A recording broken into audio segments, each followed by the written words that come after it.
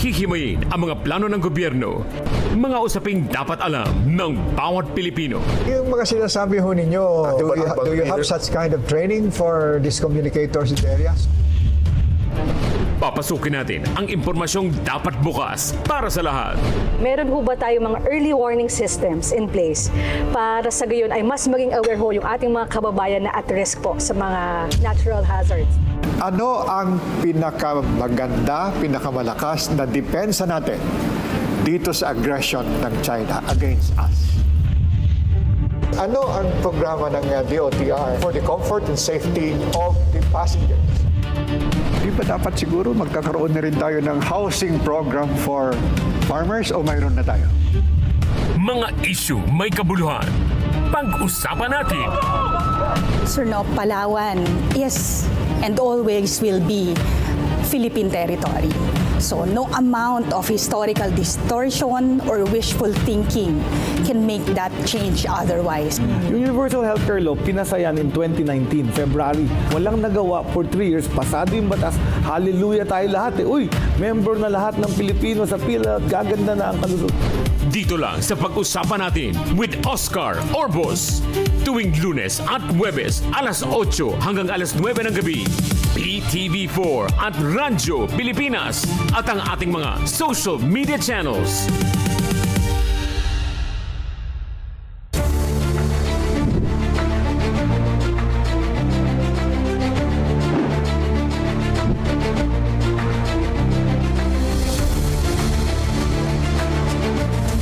Ang programang ito ay natutuon po sa inyo.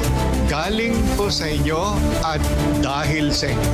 Kaya kung anuman po ang dapat nating harapin na hamon, tayo po ay magsama-sama at pag-usapan po natin ito. Sa isang bansang may higit 7,000 isla, bawat tahanan ay may karapatang magkaroon ng liwanag. Ngunit sa likod ng pag-unlad ng syudad, may mga kanayunan pa rin inaasam pa rin ang simpleng ilaw sa gabi. Ilaw para sa pag-aaral ng bata. Ilaw para sa ligtas na panganganak sa health center. At ilaw para sa kabuhayang dapat sanay lumalago. Sa puso ng misyong ito ay ang National Electrification Administration o NEA. Itinatag upang tuldukan ang dilim sa mga sulok ng bansa. Subalit, sapat na ba ang liwanag na naihahatid? O panahon na ba para muling paigtingin ang elektrifikasyon sa bawat sityo, barangay at isla? Gusto ko sana magtayo ng maliit na online business. Kaso wala laging kuryente dito. May ilaw naman, pero pag umuulan, walang kuryente. Sana ayusin pa ng NEA ang serbisyo nila. Ito ang tinig ng bayan. Mga tinig na hindi lang humihingi ng liwanag, kundi ng pagkakataon. Panahon na para muling tutukan, paigtingin at pagkaisahan ang tunay na misyon ng elektrifikasyon sa Pilipinas. Dahil ang kuryente ay hindi luho, ito ay karapatan. Pag-usapan natin.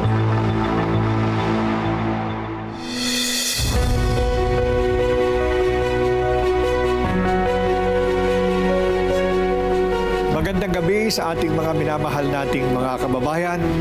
Ngayong gabi, nagagalak po ako ng ating guest.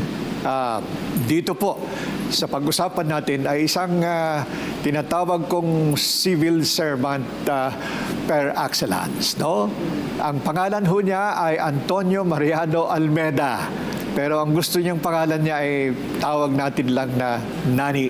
Siya po ang administrador ng National Electrification Administration. Bago ko siya tanungin, sasabihin ko lang ho mga kaibigan, ako po ay nanggaling sa isang lugar na kung saan matagal na nagkaroon kami ng tinatawag nating steady supply ng electricity. Alam ho ninyo, pag wala ho kayong electric supply o energy supply, it is actually a punishment for the people there. Kaya ang mandato ho ng ating administrador ay napakalaki, napakataas po. It is to bring life to as many people as possible. Iyan po ang sa tingin ko ang kanyang mga tinatawag nating mandato. I would like also to say na isang hamon ho sa National Electrification Authority administration actually is to bring to as many of us yung tinatawag nating bihikulo na kung saan tayo po ay magkakaroon ng access to electricity, and that is cooperatives. Alam ho ninyo, itong cooperativism po ang isang bagay na kung saan malayo pa ang dapat puntahan ng ating bansa. And I am very happy na ang isang priority ng ating administrator, si Nani, ay tulungan yung ating mga kababayan magkaroon sila ng viable, kumbaga healthy cooperatives all over the country. Kaya ito na ang aking guest. Ang ating guest po si Administrator Nani. Ang unang tanong, mayroon ho tayong mandato, Nani, no? Nasaan na ho tayo ngayon dito sa ating mandato at saan nyo gustong papuntahin at ano ang dapat mga requirements para magawa ninyo yung tinatawag natin objective nyo dito sa NEA. Please, go ahead. Unang-una, magandang gabi po, Manong Oka. It's Yes, long sir. time, no? And thank you for having me here. And sa unang tanong po natin, ano ang mandato ng NEA? NEA started way back 1969. 69. Republic Act 6038, no? Okay. Creating the National Electrification Administration Act. Pinagtibay po ito ni Apo Ferdinand noong 1973. Ito po ay ito yung taon na nag-issue siya ng PD 269 na kung saan ang NEA ang umakto or lumabas sa mga probinsya para magtayo ng mga Cooperatives. At isa sa mga unang kooperatibang na itayo ay, kung di ako nagkakamali, if my history serves me right, was Moresco 1 in Alright. Cagayan de Oro. In Cagayan de Oro. And yung ating Northern Negros Electric Cooperative na dati ay tinatawag na Victoria's Electric Right Cooperative. now, ilan na ho ang cooperatives? Ngayon po ay meron tayo, Manong Oka, na 121 electric cooperatives. Mula Batanes hanggang Cagayan de Sulu. Ito Okay. isang island off-grid south of Sulu Island. No? Is it correct na under the charter, under your own mandate, no? Hindi kayo pwedeng makapunta sa isang lugar para magdala ng electricity, just put it that way, to energize the place kung walang viable cooperative. Is this correct? Opo. At ito po ang ganda ng PD 269. Okay. Nung panahon ni Apo Ferdinand Marcos Sr., na ihati-hati niya po ang buong Pilipinas, no? Para magkaroon ng isang kooperatiba at mag-cover sa isang franchise area. Okay. So lahat po yan ay covered na ng mga kooperatiba aside from those private distribution utilities like Meralco, Veco, Visayan Electric, and Davao Light, no? Somewhere in Mindanao. Pero kaunti lang ho yan. I would say kalahati po ng mga household consumers natin ay kooperatiba ang nagbibigay ng kuryente. So, balikan ko lang yun, Nani. Yung mandate really is to bring, let's just put it this way, electricity. You energize the whole area covered by your charter through cooperatives. Opo. Okay. Isang tawag po namin sa kooperatiba are our partner electric cooperatives to achieve rural electrification. But in other words, puntahan ko lang ulit, para hindi malayo yung tao, yung kooperatiba ay kanila ito, sila ito. Opo. Yan po ay pag-aari ng mga consumers, yung mga konsumidor mismo. And that in effect, dun sa area na yun, it is their franchise. Opo, franchise po yun nila at ang kooperatiba ang nagmamanage ng pagbibigay ng electricity sa franchise area nila. Ang NEA po ay nagbibigay lang ng assistance sa kanila, no? 4 na sangay po yan. Yung Sige nga tinatawag po, natin na legal, Okay. institutional, Okay. financial, Financial. at technical assistance. Technical assistance. Opo. Puntahan na ho natin ito, diretsahan. So, since you are helping them in those 4 areas, sigurado ko po na I'm sure your agency is monitoring kung Opo. nasaan sila. Yes. At monitor din kung saan sila dapat tulungan at saan sila mahina. Opo.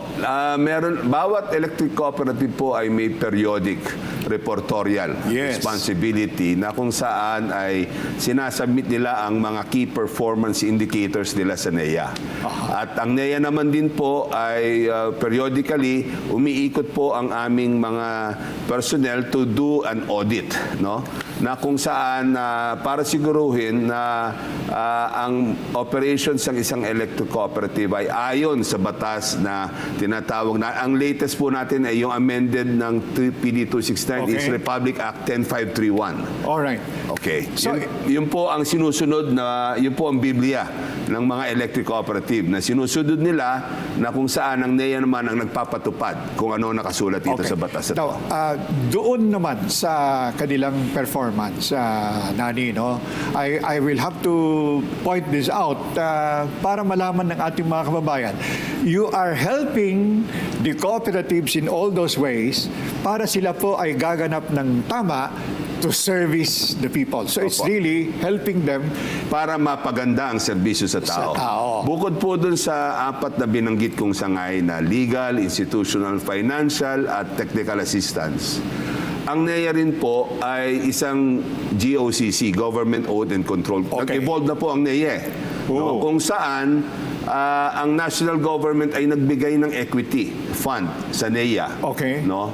At ito naman pong equity fund na to ang ipinauutang ko sa electric cooperative para to fund their capital expenditures. In other words, kung kailangan nila ng panibagong substation, kung kailangan nilang magpalit ng metro, ang NEA po ang naka-assist sa kanila para magpakapagbigay ng loan, no? Na sadyang napakababa po ang rate kesa sa bangko. Alright.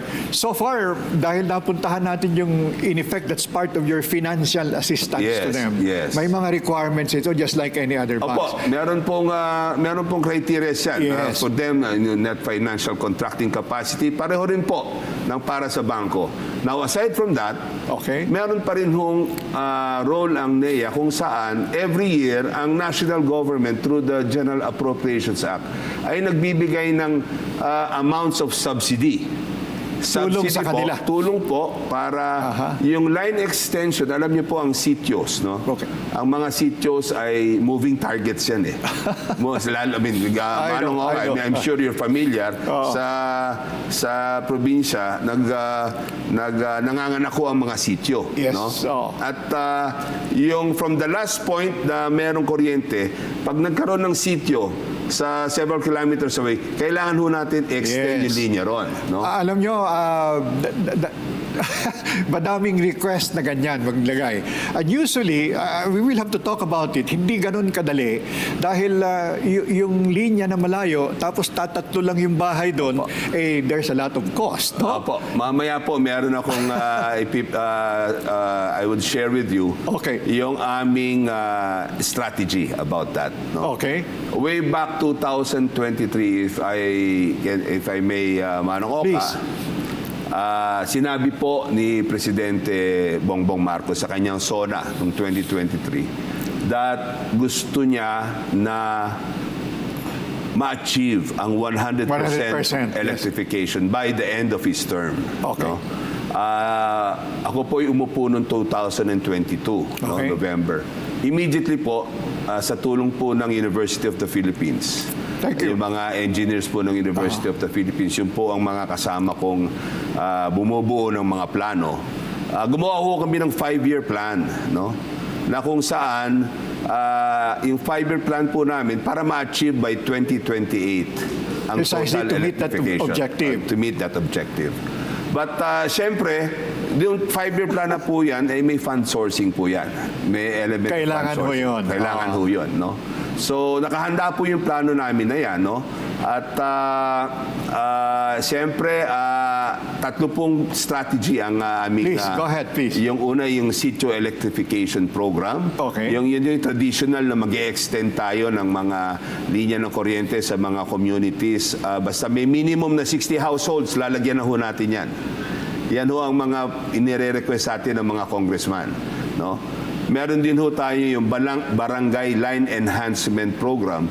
Alam niyo po, yung mga kooperatiba natin ay majority ng mga kooperatiba natin ay almost 50 years old already. Oh, wow. Oh. So age-old distribution infrastructure pa ho, no?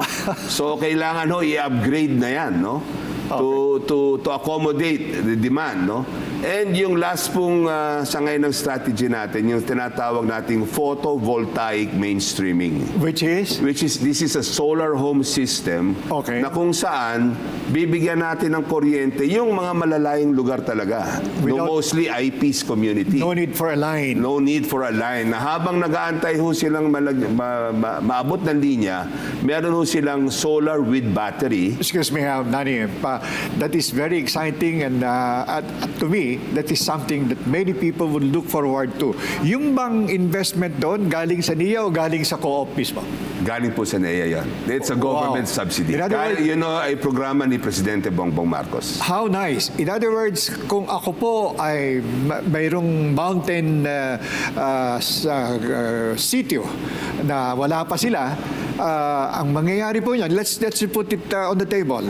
Mag-a-apply sila sa NIA para sila ho ay magkakaroon doon o mag-apply muna sila sa co-op nila. Actually, sa co-op po. Sa co-op. Co-op po. Ang trabaho ng co-op ay i-survey yung kanilang franchise area. Okay. Na kung saan lahat ho ng mga taong malalayo sa linya, kukunin po nila yan at may mga documentary requirements sa yung barangay clearance, certificate of indigency. Alam mo, Nani, you have mentioned a program that should excite almost everyone. I think everyone, no?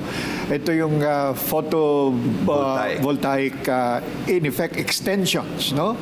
That will service even the most secluded area, no? Sa tingin mo,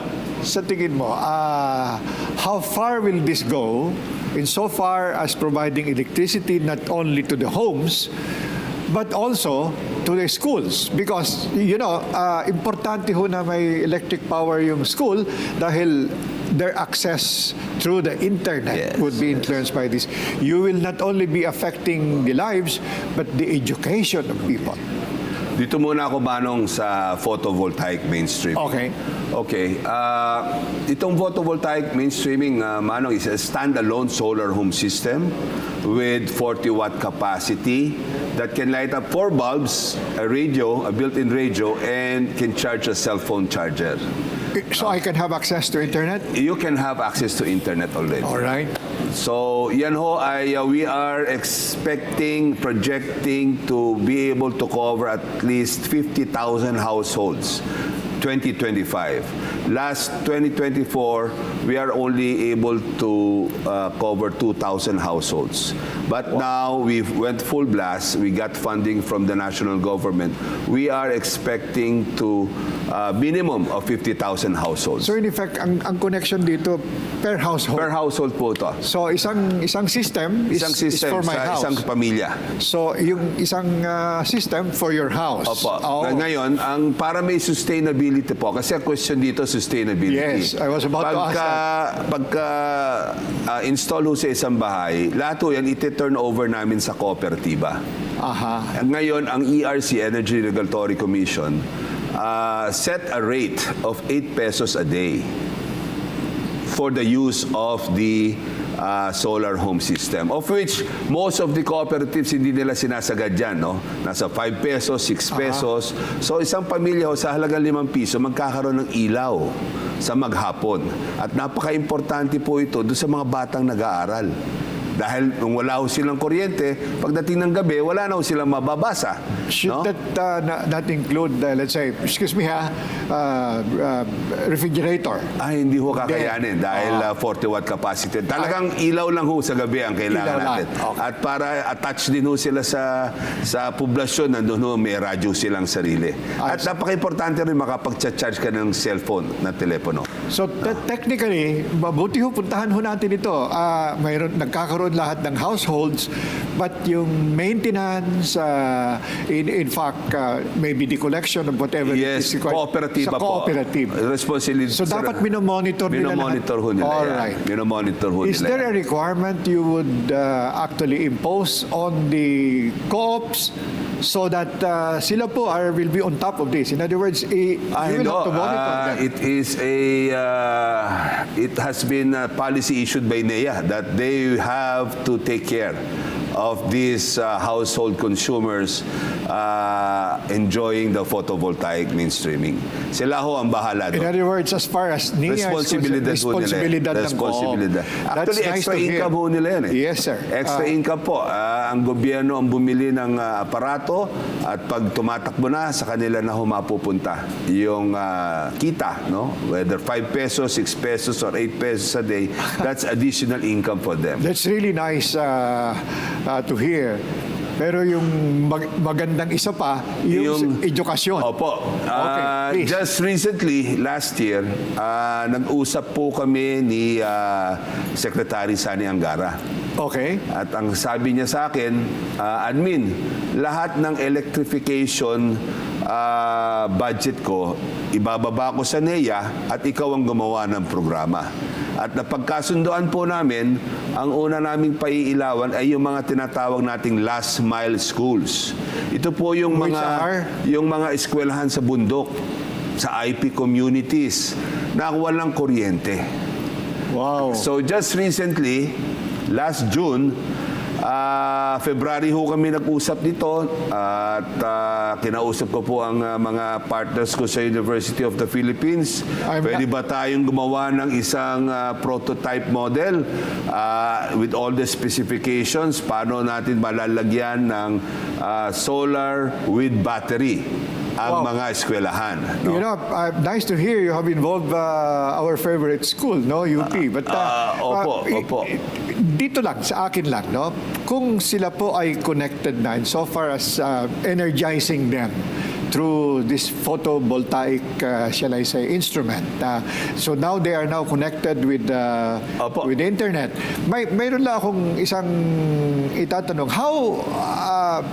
How is the maintenance of all of this? Will it be still electric cooperative pa rin, no? I see. Ngayon, ang maituloy ko lang, Manong Oka, pilot project kami sa Agusan del Norte. Okay. Datu Saldong Elementary School. It's an IP school, no? Kasama ko nga ho si Secretary Angara.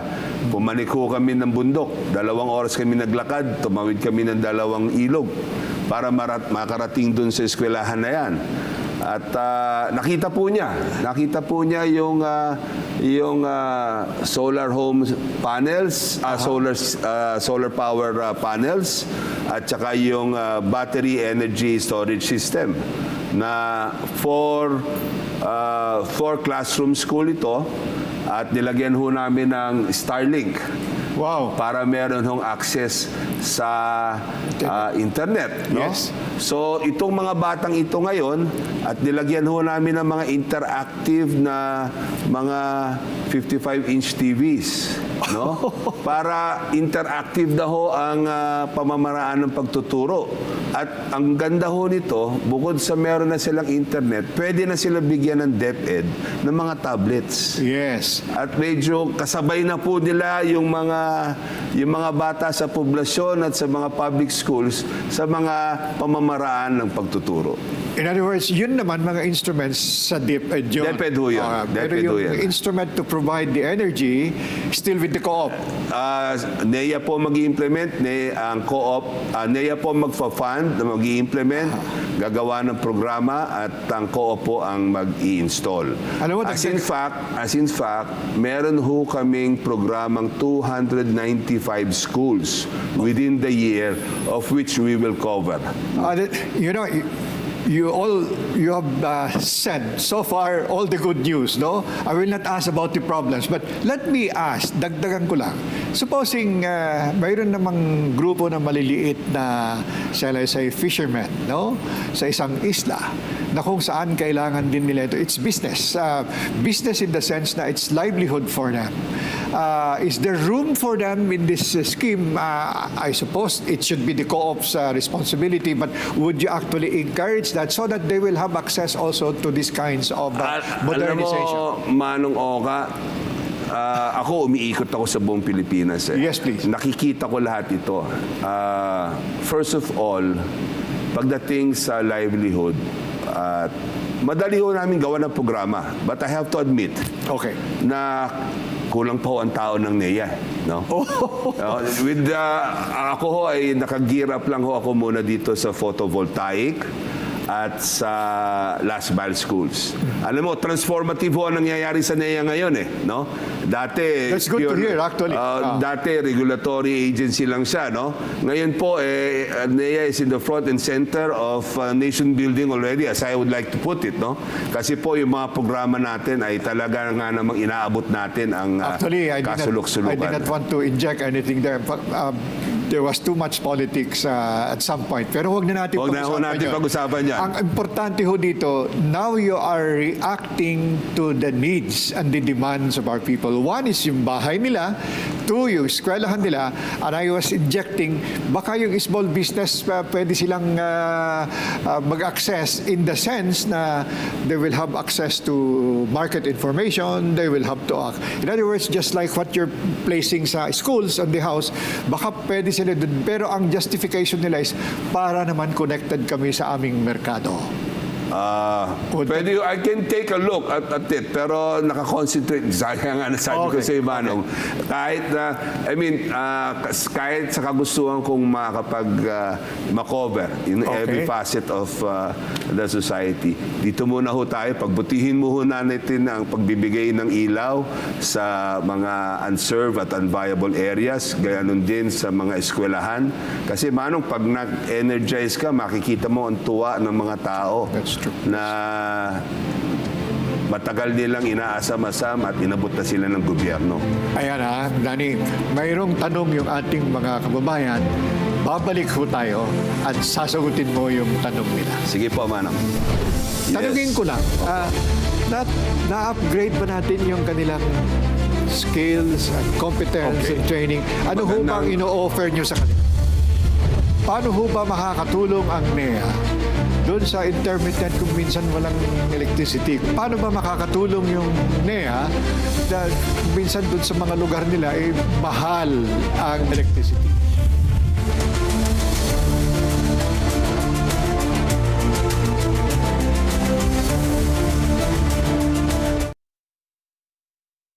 Sa pagpapatuloy ng laban kontra kahirapan, ating ilalahad ang mga kwento ng hamon at tagumpay na hinaharap ng ating bansa. Ako po si Diane Querer, katuwang ng National Anti-Poverty Commission. Samahan ninyo ako tuwing Martes at Huwebes, alas 6 ng umaga sa Rise and Shine Pilipinas. Aksyon laban sa kahirapan. Dito lang sa inyong People's Television.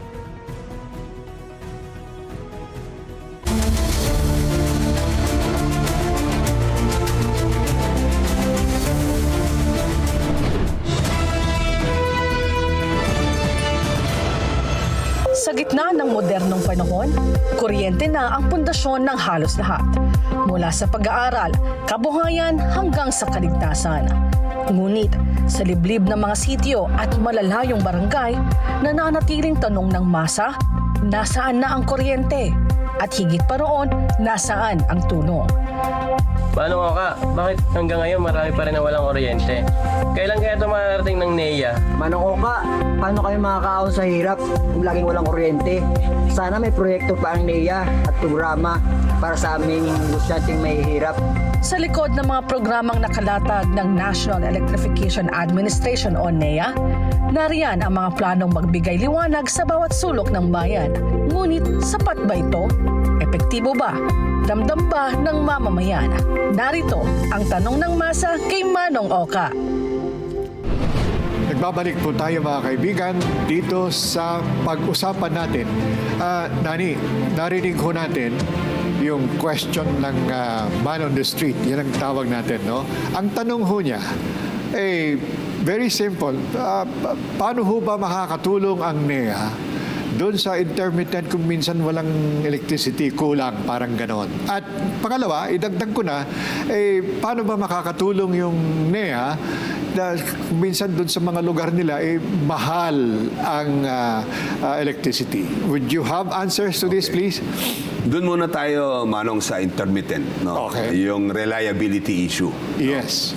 Actually, Manong, doon sa nabanggit kong tatlong strategy natin, yung line enhancement program, kasama sa programa natin yan na makapag-upgrade at makapag-upgrade ng mga distribution backbone. No? Okay. Kaya lang, Manong, I have to admit, I mean, for us to solve this problem, we have to acknowledge it's happening. Yes. Talaga naman na ho nangyayari yan. No? May kakulangan. May kakulangan. And I believe it's part of the responsibility of the state na tulungan ang mga kooperatiba sa pag-aayos ng mga problemang ito. No? Dahil ang kooperatiba, by the very nature, non-stock, non-profit ho yan. Wala naman ho dapat kinikita ang kooperatiba. In fact, yung ibang ahensya, ibang agencies should help. Should help. Okay. No? So, i-relate ko ho yan dun sa ating electrification goals, the Okay. total electrification goals. Sa sitwasyon ho natin ngayon, as we speak right now, ang priority po namin ay Mindanao. Okay. Mindanao. Bakit po Mindanao? Kasi napag-iwanan na po ang Mindanao No? So, in terms of coverage? in terms of electrification rate. Okay. And I was given instructions by no less than the President, you prioritize the geographically isolated and disadvantaged area. Yung mga GIDA po. Okay. No? Okay. And yan po ay marami sa Mindanao, lalo na yung mga pinanggalingan ng giyera, yung mga armed struggle areas. No? So yun po ang ating mga strategy na ginagawa ngayon. Binubuhusan natin ng pondo ang mga Mindanao co-ops para maabot itong mga areas ng mga GIDA area. No?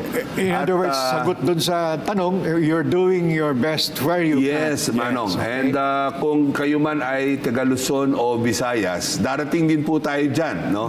Pero ang concentration po natin, kung yung man on the street natin ay taga Mindanao, wag ho kayong mag-alala.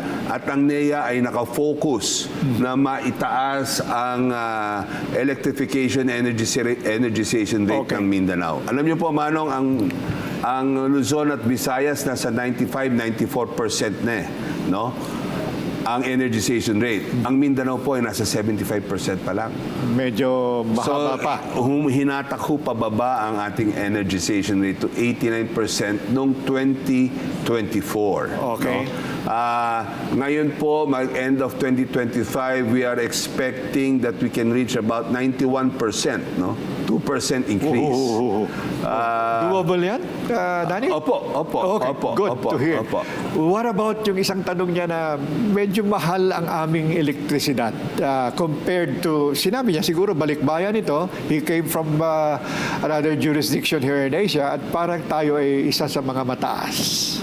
Actually, Manong, ang mga electric cooperativa just recently, pinuri ko sila dahil mas mababa sila ang kuryenteng binibigay nila kaysa sa mga private distribution utilities. Really? Opo. Mas, although may reliability issue, no? Okay. Siyempre mas reliable ang mga private distribution utility.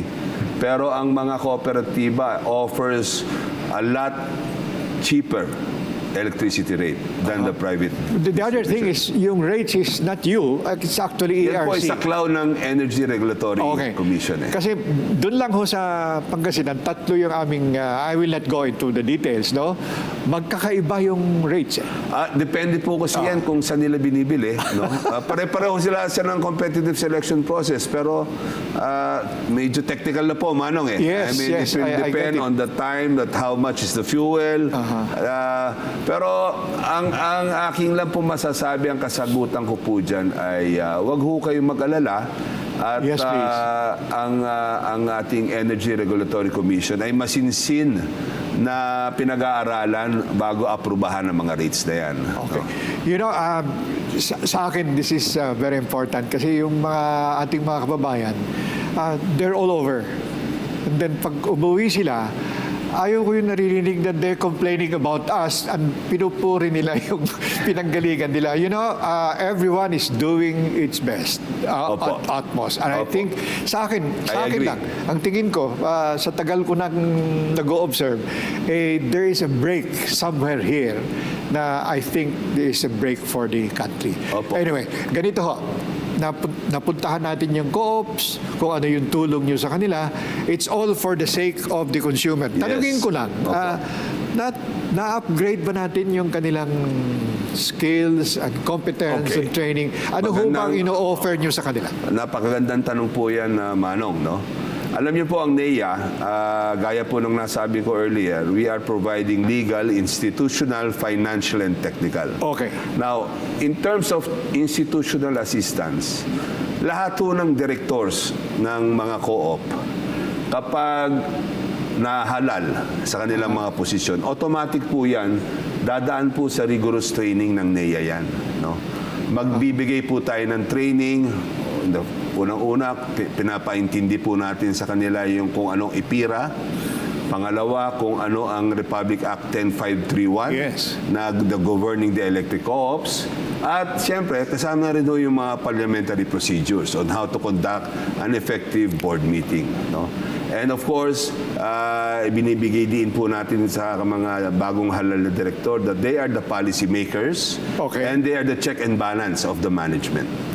Yun po ang isa sa mga, alam niyo po, nung naupo po si Admin Almeda, yan po isa sa mga advokasya niya, yung good governance at member consumer empowerment. If, alam niyo ho, sa tingin ko, you know, I have been an independent director of, I will not mention the company, for 15 years.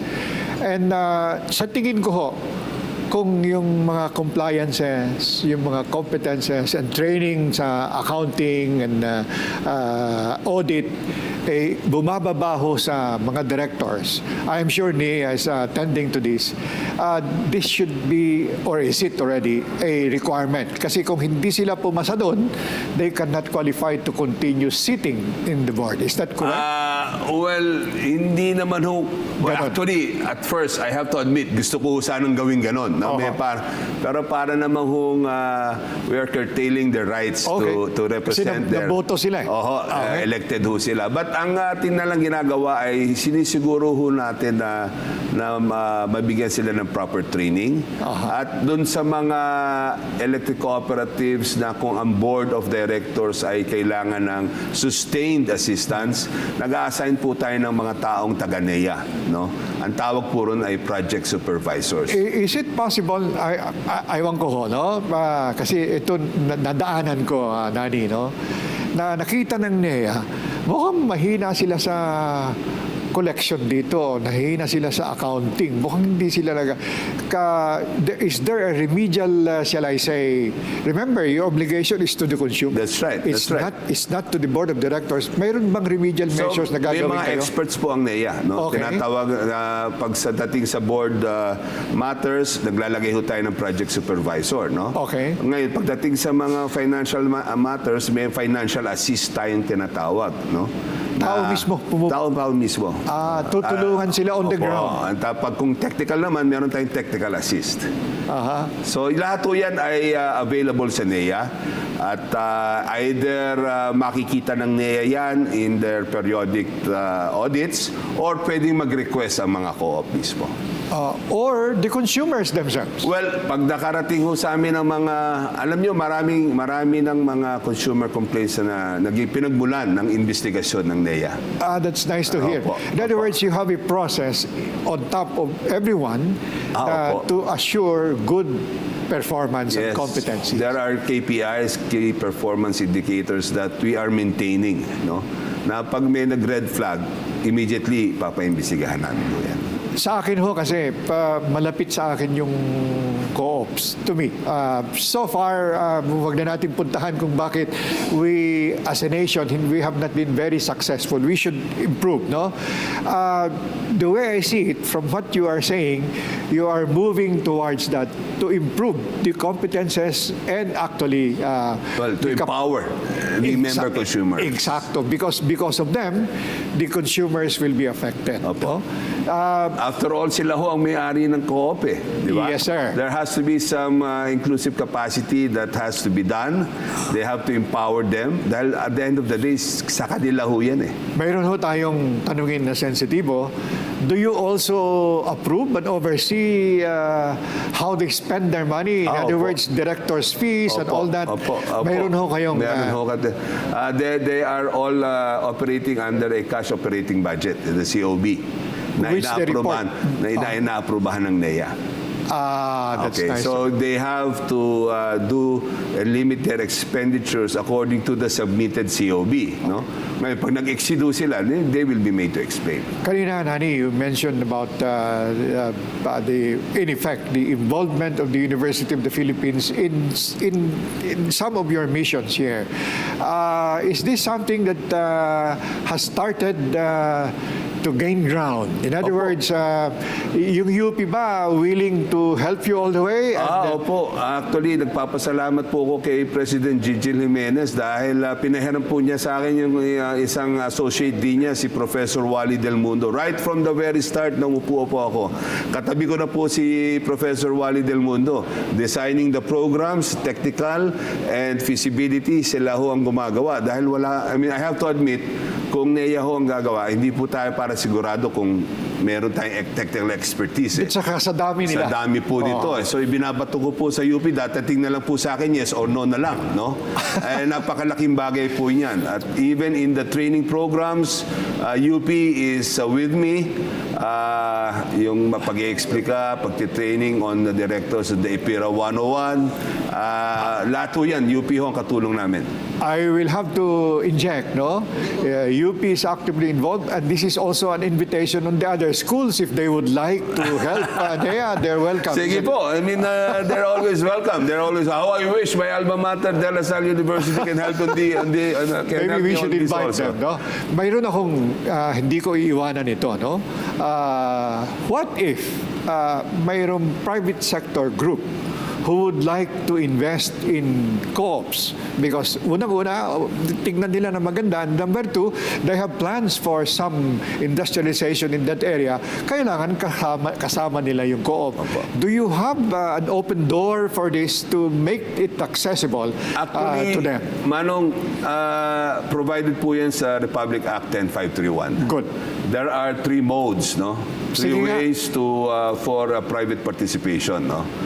First of which is the joint venture agreement, Okay. which happened in Seneco in Bacolod, no? So you have a case already? Yeah, I have a Okay. case already. Good. And second is investment management contract. All right. IMC. There is an ongoing IMC model in Zamboanga City, but we are still fine-tuning it. No? Okay. And the third is the concession agreement. No? Concession Meaning agreement. from the co-op, ibibigay ko yung concession. Concession sa parang lease, some sort of lease. So- wala pa, I mean, during my term, I Wala don't pa. think wala pang entering ito a concession agreement. But what you're saying are two Meron man dati, it failed already in Albay. which should be a good model for what not to do. Well, no? that is already a red flag. Some sort of it might not be an effective way. But, good news, puntahan ko lang. One is, this is something that mayroon ng model and it's allowed by the charter. Number two, you are welcoming them. Of course, the of course. private sector, kasi it will increase our capacities for all of this. And that, however, at the end of the day, ang measure lahat nito is it's going to be good for the consumers. Actually, that's the driving force, Manong. Anything good for the member consumers should be welcome. All right. On that note, babalik ho kami. Mayroon lang ho tayong pwedeng dapat pakinggan. Yun ho bang 120 more or less co-ops, ilan ba ang AAA doon? Ilan ang... and how do you upgrade all the others that are supposed to go up? Ano ang kailangan ng NEA para matulungan ho kayo para kayo ay gumampan sa dapat yung gawin para sa ating bansa?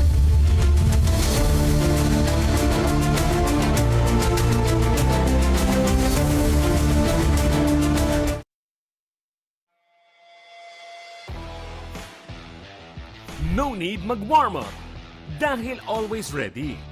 Ang walang time out na paghahatid ng mahalagang balitang sports.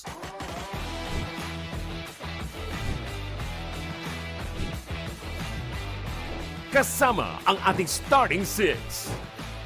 PTV Sports.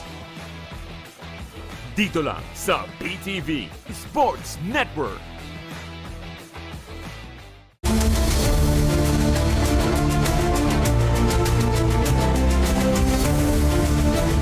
Nagbabalik ho tayo sa pag-usapan natin na kasama ho natin ang ating magiting na administrator. Medyo natutuwa ho ako dahil madami ho siyang good news na ilinabas. Alam ho ninyo, ito hong electricity, shall I say, energy state ng ating bansa ay nakatuon ho doon sa NEA, whether we like it or not, no? Kasi sila ho ang nagre-relate directly to our people. Habang yung mga malalaking, shall I say, kumpanya na nagdo-dominate ng tinatawag nating news every time, maganda ho yun na sila po ay tumutugon sa ating mga problema. Pero ako po, dun sa baba, ang tumutugon po ay ang NEA. I would like to ask, dalawang question na related. Ano ang tingin mo, Administrator, na dapat mangyari pa para matulungan? Ano ang kailangan ng NEA para matulungan ho kayo, para kayo ay gumampan sa dapat yung gawin para sa ating bansa? Sinabi na ni Presidente 100% cover, etc. But that is now your marching order. Ano ho ang mga kailangan ninyo para ito po ay matutupad? Unang-una, Manong, gusto ko sanang isama yung energy family. Alright. Tungkol doon sa pagtugon sa sitwasyon ng elektrisidad. Napakaganda ho ng aming working relationship ngayon with the Department of Energy and the Energy Regulatory Commission together with Transco tungkol sa elektrisidad ng buong bansa. No? Lahat ho kami, it's a whole government approach po. No? May mga programa ang DOE na nagko-complement sa mandato ng NEA. Okay. And kasama ko po si Secretary Sharon Garin na ipaabot sa executive, sa legislative on the support that we need, no, to achieve total electrification. And gaya po nung nasabi ko, nung 2024 po, simula nung ako'y umupo nung 2020, starting 2023, 2024, ang budget lang po ng NEA sa electrification ay nasa 2 billion. Okay. Ngayon po, by 2026, ginawa na ho nilang 5 billion. Is this enough? Hindi, it's never enough. Hindi pa rin. It will never be enough. Pero malaking bagay na ho yan. No? Marami na pong matutulungan yan. No? And ramdam ko po, naramdam ng ating Presidente, ang importansya ng kuryente. No? As again, we always believe, personally, I always believe that power precedes progress. Yes, sir. Power precedes progress. Kung wala hong power. Kung walang power, mahihirapan po ang isang lugar na magkaroon ng progreso. No? Okay. Not even on the basic needs. No? So ako po, sa pag-ikot-ikot ko, nakita ko po ang hirap ng buhay ng mga lugar na walang kuryente. Kaya napakagaan ho sa kalooban mo pag ikaw ay nakapag-energize sa isang lugar. At magpapasalamat sa iyo ang mga matatanda, halos lumuluha. At sasabihin sa iyo, akala nila mamamatay silang hindi sila makakakita ng ilaw ng bumbilya. Wow. Now, that one, yung sinasabi mo, Administrator, is on the supply side, no? On the supply side. Now, what about the cost? Is this also being addressed? Well, yan ho ay saklaw ng Department of Energy. Okay. No? Ang Department of Energy po, sa pangunguna ni Secretary Sharon Garin, ay napakaraming programa. At pagdating po sa electric cooperatives, meron po kaming pinopropagate ngayon yung tinatawag naming embedded renewable program. Yes, please. Na kung saan ang isang electric cooperative ay allowed to transact and procure a 10 megawatt renewable source of power without bidding, without the competitive selection process. But they will have to go through NIA. Yeah, they will have to go to the Yes, and i-reviewin ho namin yan. No? Yes. So yan ho ay makapagbababa ng kuryente sa isang cooperative. Alam mo, napakagandang balita yon na administrator, kasi sa tingin ko lang, dito makikita yung kagalingan ng co-op. Opo. They will Totoo have po to yun. show, and Totoo then po yun. you will have to go over it and said, pwede ito. Totoo po So, yan. At at the end- ako, I'm very proud to say, marami naman po ating mga AAA cooperatives, kaya na ho nila. Kaya na ho nila to transact, negotiate, and procure. I have one last question before I will ask you to have a message to our people, our consumers out there. Yun ho bang 120 more or less co-ops, ilan ba ang AAA doon? Ilan ang and how do you upgrade all the others that are supposed to go up? Lahat ho yan ay may criteria May Okay. KPIs po yun. If I'm not mistaken, ang out of the 121, mga 80 ho ang AAA. Ooh, 80 ho ang AAA. that's a good number. That's a good number. Of course, maraming magsasabi, paano naging AAA yan? Parating brownout. Alam niyo po, yung brownout, marami hong pinanggagalingan yan. Yes, Di po, hindi lang ho naman kooperatiba. Pwedeng manggaling sa NGCP, pwedeng manggaling sa generic. Pero huwag na ho natin pag-usapan Yes. yan. But ang akin lang po sinasabi is yung kapabilidad ng mga kooperatiba to improve. Okay. And the desire to improve is always there. How about yung sinasabi mong hindi pa AAA? Or do you Ayun have ho, any remedial, shall I say? Yun ho ang ating pinagtutuunan ng pansin. Alright. Yun po tayo ay para ho tayong tatay na pag may problematic na anak, aakayin po natin yan. At lahat ho ng suporta ibibigay natin. That's nice to hear, Administrator. Now, I would like to ask you for, wag nating last message, no? An important message to our consumers out there. Please, go ahead. Sa lahat ho ng ating consumers na nanonood, lalo na sa probinsya, pagpaumanhin nyo na kung meron mang reliability issues na nangyayari sa inyong lugar.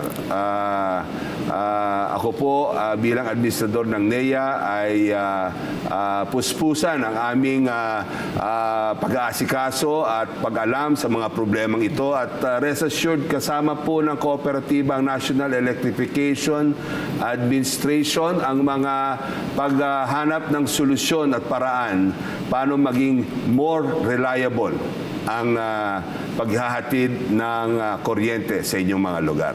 At kami po sa National Electrification Administration, ulitin ko, ay naniniwala na ang kuryente ay hindi isang luxury na dapat niyong makamtan, but isang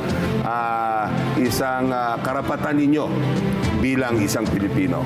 So, pipilitin po namin to keep the lights on.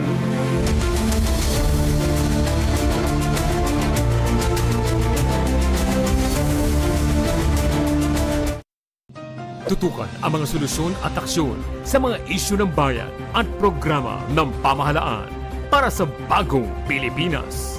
Kasama ang ating Presidential Advisor for Poverty Alleviation, Lani Gadon, live dito lang sa PTV.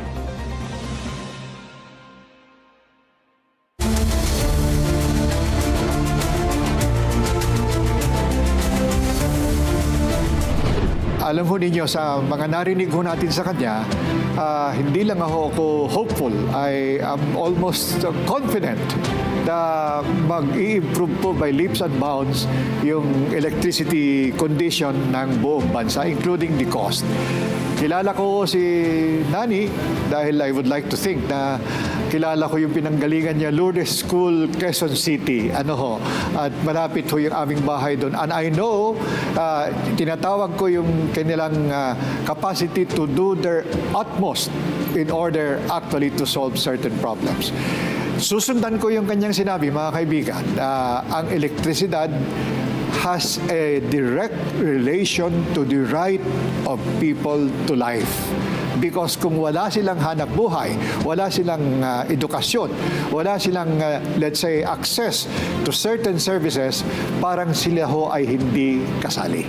So, yan po, narinig ho natin si Administrator Nani Almeda ng NEA.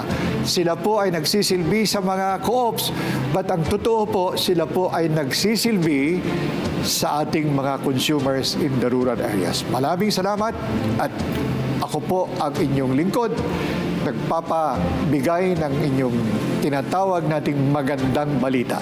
Maraming salamat po.